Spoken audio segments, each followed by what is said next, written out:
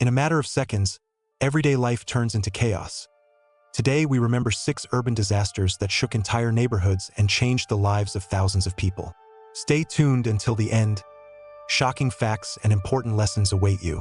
The collapse of the bridge in Genoa was one of the most painful tragedies in modern Italy, an event that changed the life of the city in an instant and called into question the safety of the country's entire road infrastructure. On August 18, 2018, the span of the famous Morandi Bridge, officially known as the Morandi Viaduct, collapsed in the middle of a hot summer day. At that moment, there were cars, trucks, and a bus on the motorway, and the collapse interrupted their journey, claimed human lives, and left a scar on the city's memory.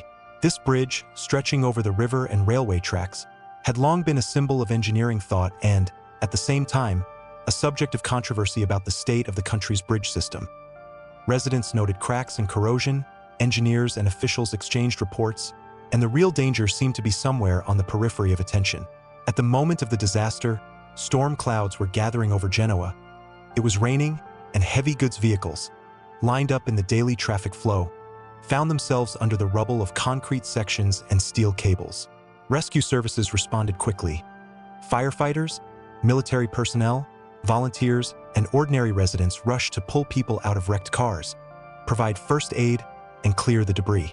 The whole country watched as a dramatic operation unfolded, accompanied by hope and despair, because every minute could save someone's life. The investigation into the causes of the collapse attracted the attention of experts from across Europe and around the world. It revealed years of underfunding, maintenance problems, corrosion of reinforcement bars, and design solutions which, combined with climatic stresses and increasing traffic loads, had created a catastrophic situation. Articles and reports were identified that contained warnings and recommendations, but their impact was insufficient, and this caused a powerful public outcry. People demanded answers, accountability, and justice. The political consequences of the bridge collapse were significant. Government agencies responsible for transport and infrastructure faced accusations of negligence and ineffective control. Lawsuits began, inspections were carried out, and standards for the construction and operation of bridges were revised. At the city and national levels, programs were launched to audit all major transport arteries, strengthen monitoring, and introduce modern technologies for diagnosing the condition of structures. This incident became a catalyst for change. New rules were adopted for regular inspections. Additional funds were allocated for the repair and reinforcement of bridges, and procedures for the reconstruction of the most vulnerable structures were accelerated. In parallel with the official measures, society organized itself. Charitable foundations raised funds to help the victims and families of the deceased. Volunteers participated in restoration work, and local initiatives sought to perpetuate the memory of those who did not return home. The tragedy affected not only economic and technical aspects, but also the spiritual fabric of the city. The residents of Genoa felt a sense of loss of the sophistication of everyday life, a lost sense of security that had previously seemed self-evident. Too often, people do not notice how fragile infrastructure can be until an event occurs that destroys their familiar reality. The years following the disaster resulted in the active introduction of new engineering practices, the use of deformation monitoring sensors, regular non-destructive testing, a review of road load designs, and the reinforcement of structural materials. Particular attention was paid to staff training and the creation of mechanisms for rapid response to alarms. The reconstruction of the bridge and adjacent areas was carried out under public scrutiny. Designers and builders emphasized the importance of transparency and the involvement of independent experts in order to restore the trust of the city's residents. Memorials were created and days of mourning were organized in memory of the victims, where people gathered to remember those who lost their lives, celebrate the heroic actions of the rescuers, and express hope for a better future. The story of the collapse of the bridge in Genoa became a lesson for Italy and many other countries that cutting corners on maintenance and ignoring warnings can lead to immeasurable costs.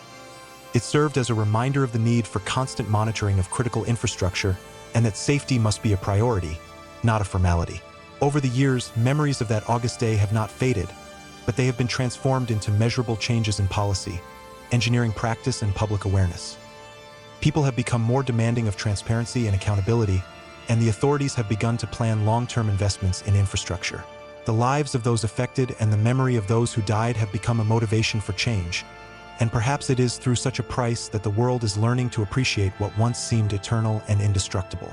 This tragedy remains a warning and a call to action. Take care of each other, pay attention to your surroundings, and do not allow cost-cutting or bureaucracy to jeopardize human lives. Only then can the lessons learned from pain and loss be turned into real change so that such tragedies never happen again. The collapse of the Rana Plaza building was one of the most horrific and memorable tragedies of our time, an event that forever changed the perception of the price of cost-cutting and disregard for human life in the pursuit of profit. On April 24, 2013, an 8-story complex on the outskirts of Dhaka, the capital of Bangladesh, suddenly collapsed, engulfing thousands of people and leaving behind bitterness and a demand for change. The building housed garment factories where women and men worked, many of them laboring 12 or more hours a day to feed their families, provide for their children and pay for housing. Their workplaces were part of a global chain of clothing production for well-known brands, and it was this link between local conditions and global consumption that gave the tragedy an international resonance. On the eve of the collapse, landlords and engineers had discovered cracks in the structure, and people had complained of unusual noises and floor subsidence. But the factory owners insisted on continuing work, threatening dismissal and loss of wages. On that fateful day, many came to work, naively believing that earning a living was more important than their suspicions, and the building collapsed in the middle of the working day. The death toll exceeded 1,130, and more than 2,000 people were injured. Among the victims were children, the elderly, and young mothers, whose names and faces remain forever in the memories of their families and neighbors. The reaction of the local community, international organizations, and consumers was immediate. Volunteers, rescuers, and ordinary residents rushed to the scene of the disaster, pulled people out from under the rubble with their own hands, brought food and water, set up aid camps, and demanded justice. The international media raised the issue of supply chain transparency and the responsibility of Western brands, which often outsource production to low-cost countries without monitoring working conditions and the safety of the buildings where their products are manufactured. Campaigns began around the world to improve working conditions and sign documents guaranteeing factory inspections. Court proceedings and investigations revealed corruption, circumvention of building codes, and cost-cutting on repairs. It turned out that the owners had added extra floors to the building without the proper permits and had not carried out the necessary reinforcement of the foundations, while the inspections referred to by the organizations were formal and inadequate. After the tragedy, international initiatives and agreements were launched to improve safety in textile factories. Human rights organizations and workers' associations began to demand mandatory inspections, compensation for victims, and payments to the families of those who died, while major clothing brands came under public pressure and were forced to review their practices for working with contractors. Aid funds were set up, medical and psychological rehabilitation programs for victims were launched, and projects were initiated to retrain workers and create alternative sources of income for families who had lost their breadwinners. Volunteer groups helped with paperwork, legal advice, and basic needs. Nevertheless, justice was slow in many cases.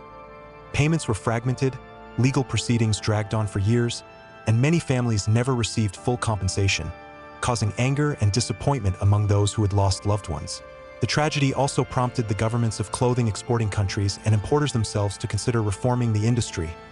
Tighter controls, supply chain transparency, the introduction of modern safety standards, and compulsory insurance became the main points of discussion between business, government, and civil society. Having learned from bitter experience, the international community began to invest in training programs for factory managers, engineers, and inspectors, as well as in the development of local institutions responsible for enforcing building and labor standards. This helped to reduce the risk of similar events recurring, but did not completely eliminate systemic problems in any country. The memory of those who died is perpetuated by memorials and commemorative events in Bangladesh and abroad, and the stories of survivors and victims' families continue to remind us of the human side of global manufacturing. Behind every label on a garment is the life and fate of a specific person. The story of Rana Plaza has become a symbol of how cutting corners on safety, the pursuit of profit, and disregard for workers' rights can lead to large-scale tragedy. It has pushed consumers towards more conscious choices and companies towards measures that previously seemed costly but necessary. Another important legacy is that many workers and activists have gained a voice and space to organize, created trade unions and mutual aid networks, and learned to demand compliance with standards and seek legal change, even if the road to full accountability and recovery remains long and difficult. The collapse of Rana Plaza will forever remain a reminder that behind economic indicators and global trends are real people whose rights and lives cannot be sacrificed for the sake of speeding up production.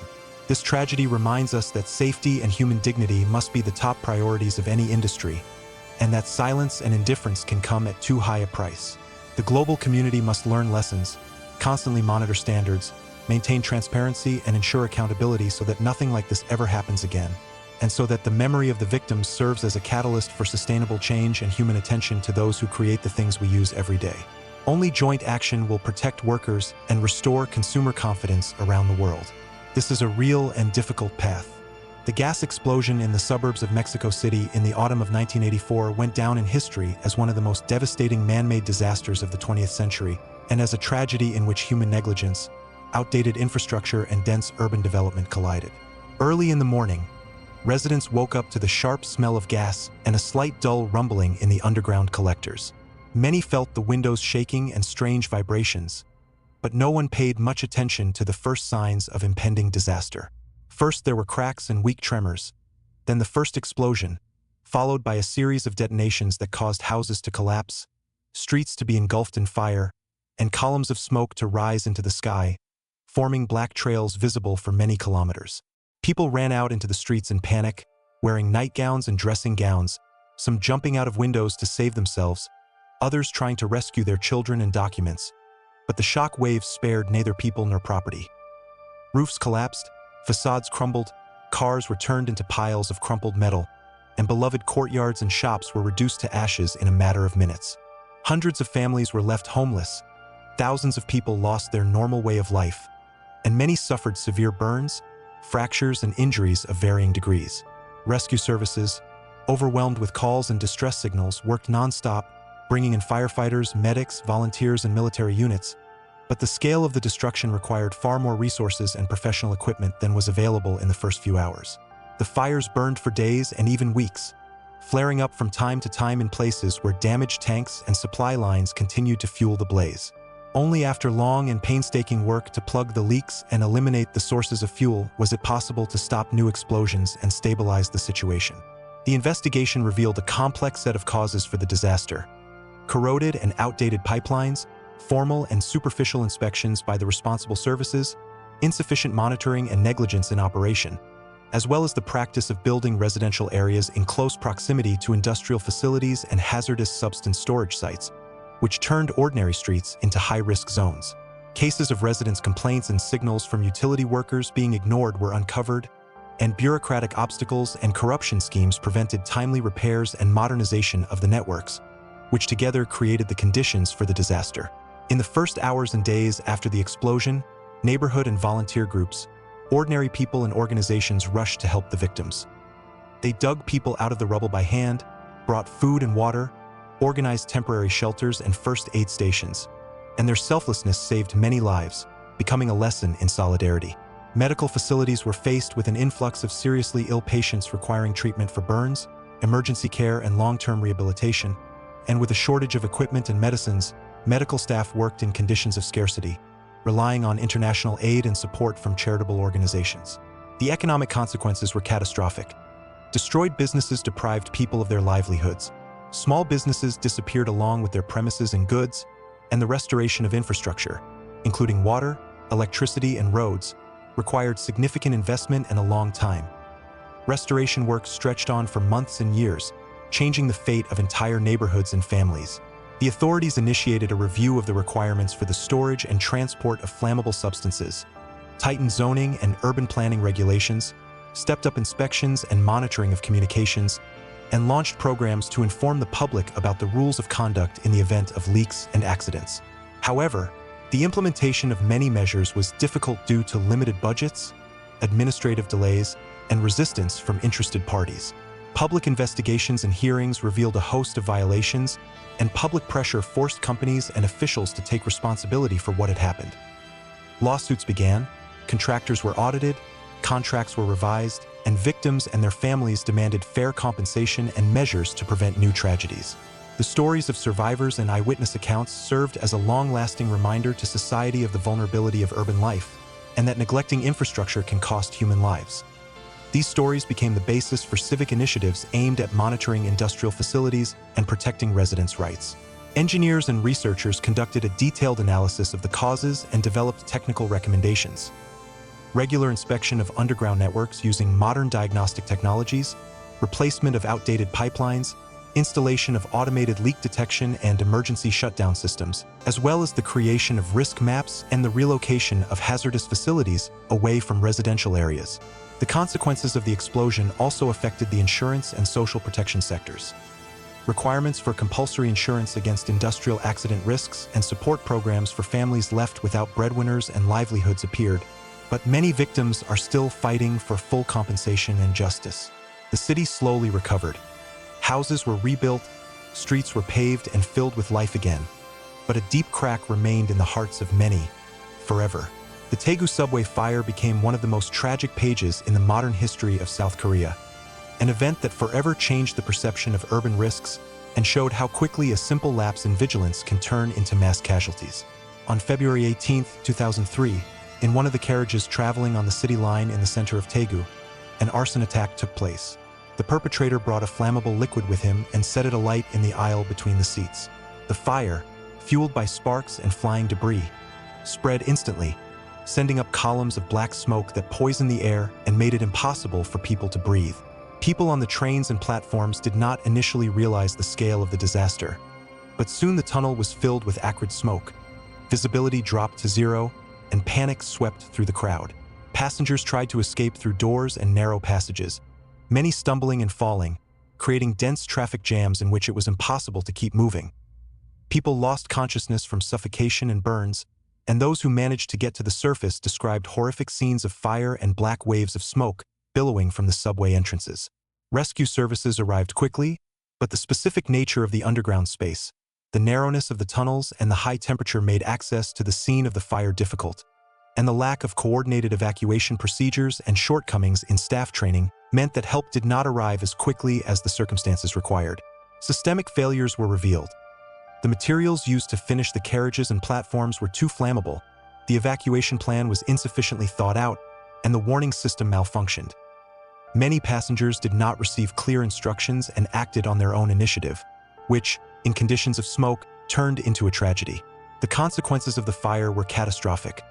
192 people died, many suffered severe burns and long-term effects from smoke inhalation, and hundreds of families lost loved ones or suffered deep psychological trauma. The public reaction was one of pain and anger. Residents demanded clear explanations, punishment for those responsible, and fundamental changes in the urban transport safety system. The government and metro management came under intense public pressure and large-scale inspections. Regulatory reviews, dismissals, and criminal cases against those responsible began. New fire safety standards were introduced. Flammable materials were replaced with non-combustible ones, ventilation and smoke removal systems were improved, automatic fire detectors and fire extinguishing equipment were installed, and staff were retrained in fire and evacuation procedures. Station locations and evacuation routes were also reviewed, and standards for technical maintenance and regular training of rescue teams were strengthened. There was a surge of activity at the civil society level.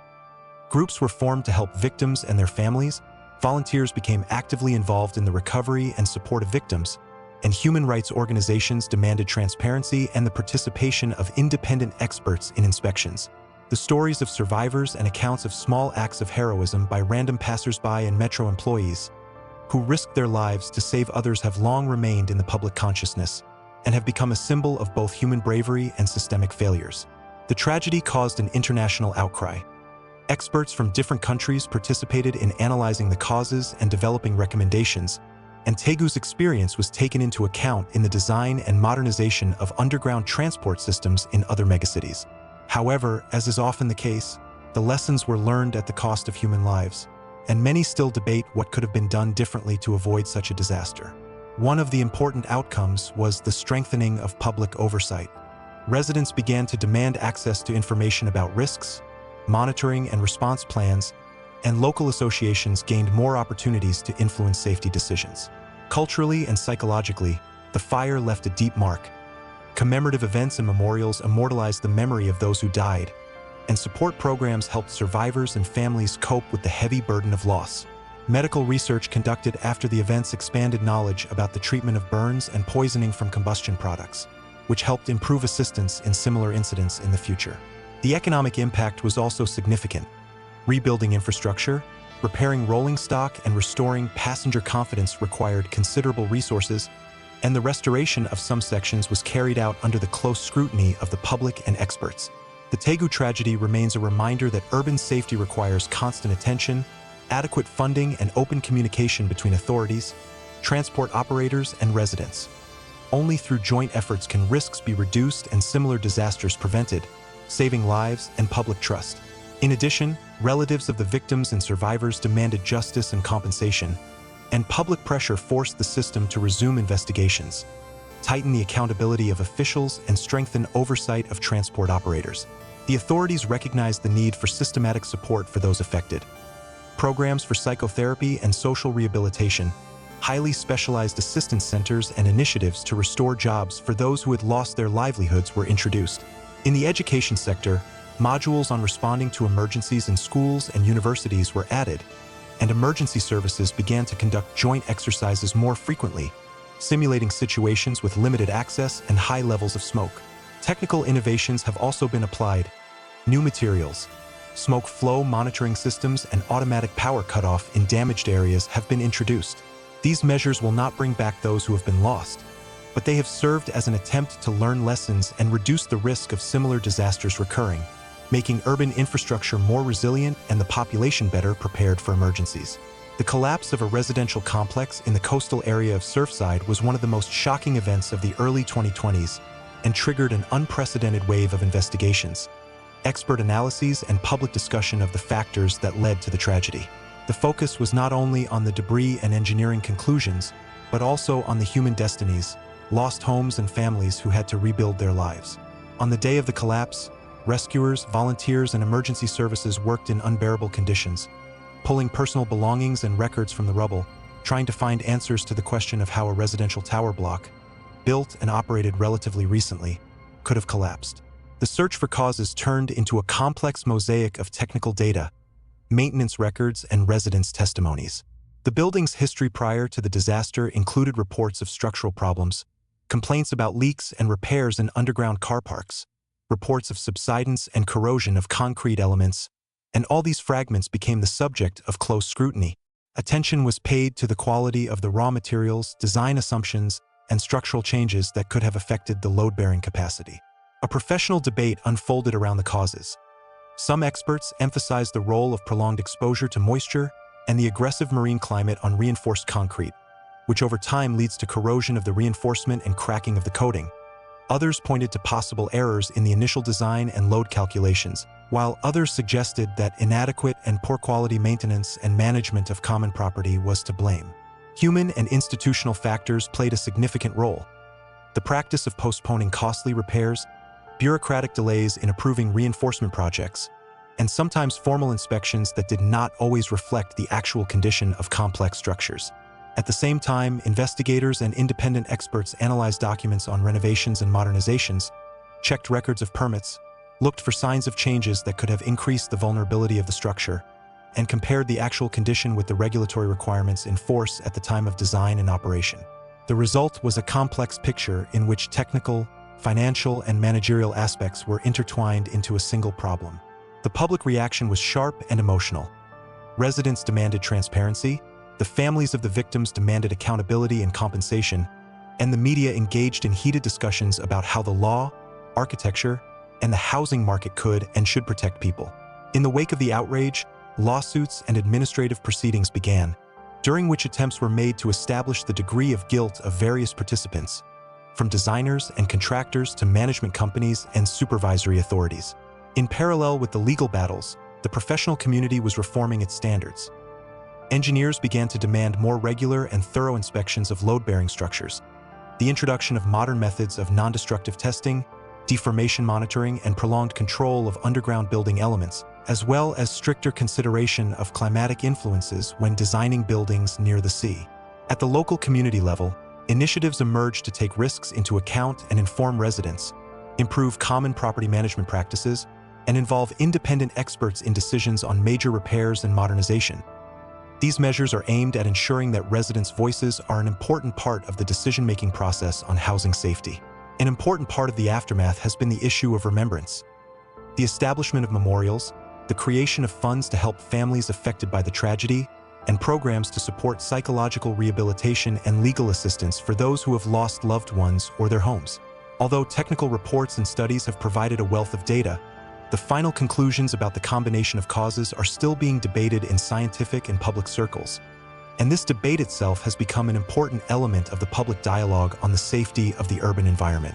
The disaster served as a reminder of the fragility of everyday infrastructure, and that long-term maintenance and transparency of decisions are of paramount importance to people's lives.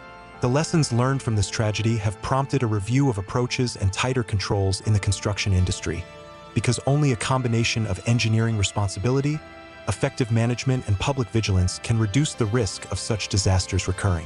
The public demanded answers and accountability. The families of the victims took their cases to the courts and public hearings, and local authorities undertook to review the design and operation standards for coastal buildings, taking into account the corrosive effects of the marine climate and the need for regular monitoring of structures. Memorials and commemorative events helped to preserve the human face of the tragedy, while the professional community shifted its focus to improving standards and training specialists.